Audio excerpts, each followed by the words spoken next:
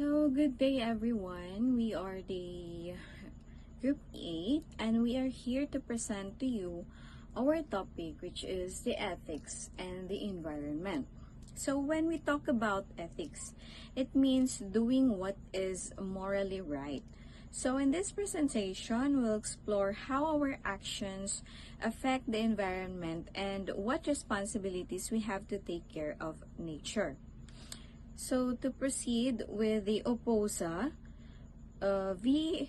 Factoran, a historic strand, no? In 1993, 48 miners and the Philippine Ecological Network Incorporated filed suit against the Department of Environmental and Natural Resources to cancel all timber licenses. And they represented not only themselves but future generations yet unborn, a revolutionary legal concept. So, and this slide is about a very important case here in the Philippines, which is the OPOSA versus Factoran in 1993. So 48 miners together with the Philippine Ecological Network filed the case against the Department of Natural Resources or Department of Environment and Natural Resources, or DENR. And they wanted to cancel all the timber licenses because logging was destroying our forests. And what's amazing is that these kids didn't just fight for themselves, but they represented even the future generations, like the children who are not yet unborn. That's why this case became historic. Kasi it introduced the idea of intergenerational responsibility, meaning may obligasyon tayo sa mga susunod na henerasyon. The crisis, deforestation in numbers. So let's see there. It's a 54% forest coverage needed, required for balance, helpful ecology. And the 2.8% is yung natitira lang na virgin rainforest. And only 850,000 hectares of old growth forest left. And 3.89 m, which is the hectares license for logging granted to corporation for commercial purposes. So let's see, no? Now let's look at the problem and numbers, no? Para magkaroon tayo ng balance and a healthy ecology, we need 54% forest coverage. Pero sa ngayon kasi we only have 2.8% na lang na virgin forest. That's about 850,000 hectares of old growth forest left. At the same time, 3.89 million hectares are licensed for logging. So, mostly by corporation. So, makikita natin dito na halos ubos na ang mga kagubatan natin. And that's the crisis na we are facing. And for the next slide, as we can see here, the miners' argument, the scientific evidence, which is the Philippines needs 54% forest coverage for ecological balance. Environmental tragedies, the deforestation causing widespread ecological disturbance, and the urgent timeline, which is at current rates, forests will vanish within a decade. So, the miners in the OPOSA case, use science to support their fight. Una, based sa scientific evidence na the Philippines needs 54% forest coverage to maintain ecological balance.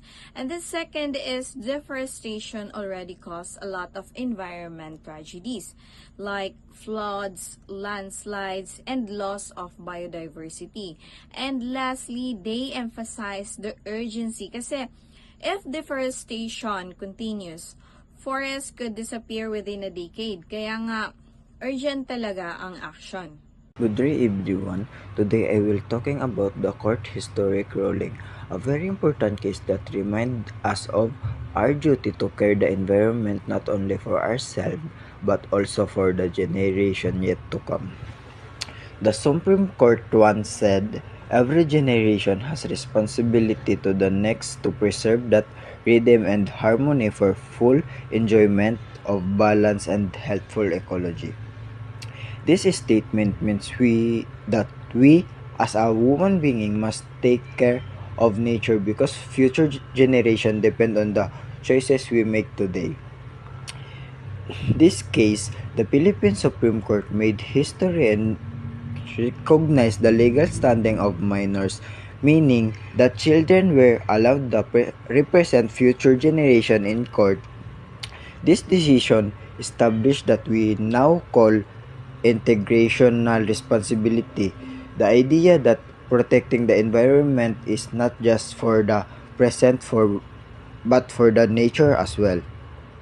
It also made environment protection a constitutional right, which means it is part of our basic human rights granted by the Constitution.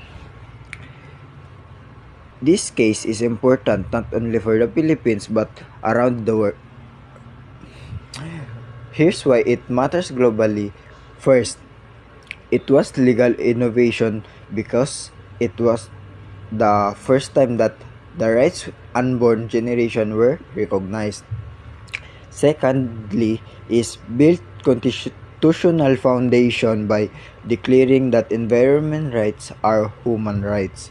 And third, it had the Hague International impact because it showed that the Philippine Supreme Court can be globally leader and champion in environmental law. But even this progress, our planet, our common home, is still facing serious problem according to the Pope Francis in encyclical, now experiencing three major environment cases. First, pollution and waste. Millions of people die every year due to the air pollution, and our waste level too are becoming worse and more toxic. Second, climate change. Because of greenhouse gas, the earth is getting warmer, causing sea level rise and extreme weather events. And third, the water crisis. Billions of people suffer from lack of clean water due to the depletion and contamination of freshwater sources. These crises show how human progress has become too fast for nature's slow pace, leading to destruction that we can no longer ignore. Hi everyone, today let's talk about something really important, our planet Earth, and how humans are affecting it. We will look at three big ideas: the throwaway culture, climate change, a global crisis, and our moral responsibility. First, we'll discuss the throwaway culture. The throwaway culture. Every year, humans create hundreds of millions of tons of waste. That's a mountain of trash. Most of it is not biodegradable, which means it doesn't break down easily. Things like plastic bottles, old gadgets, and packaging just pile up in landfills or end up in the ocean. Our factories and systems can't reuse or recycle all that waste. We've forgotten nature's way, where everything gets reused or goes back into life. Instead, we just throw things away and make new ones again and again. That's why it is called a throwaway culture. Next, let's talk about climate change. It happens mostly because of pollution from burning fossil fuels, cutting down trees, and other human activities. These things release gases that trap heat, making the earth hotter.